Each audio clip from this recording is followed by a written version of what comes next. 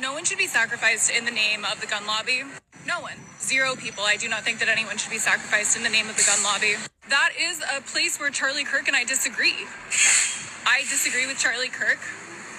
May he rest. And I do not think it is worth a cost of human lives to defend an interpretation of the Second Amendment that has been paid for by the NRA. No one wins from increased militarization and weaponization of the United States except for the people that manufacture the guns.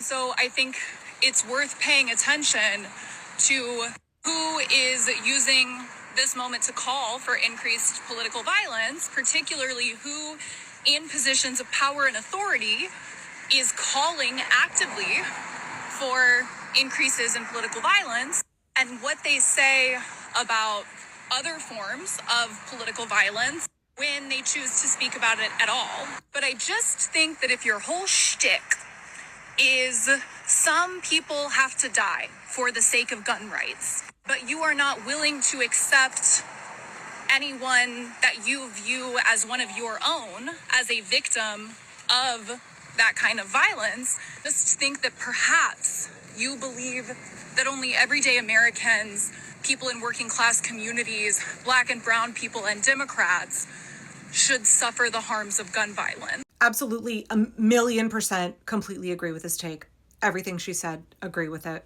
It is the gun lobby, it's the NRA, it's the gun manufacturers who benefit from the society that we live in. They are the ones who are perfectly happy to sacrifice people all over the place, including the Charlie Kirks of the world.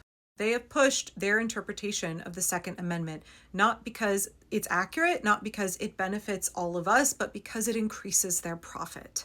In 2023, Charlie Kirk did say, I think it's worth it. I think it's worth it to have a cost of, unfortunately, some gun deaths every single year so that we can have the Second Amendment to protect our other God-given rights. He just didn't think it was going to be him, right? He didn't think it was going to happen to him.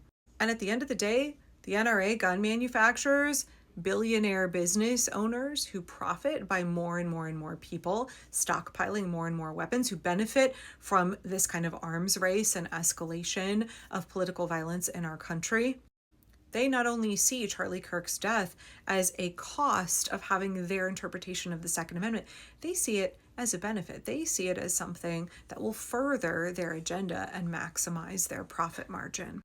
Everything in our society comes back to capitalism. Everything in our society comes back to corporations, CEOs, billionaires profiting off of our suffering and our death.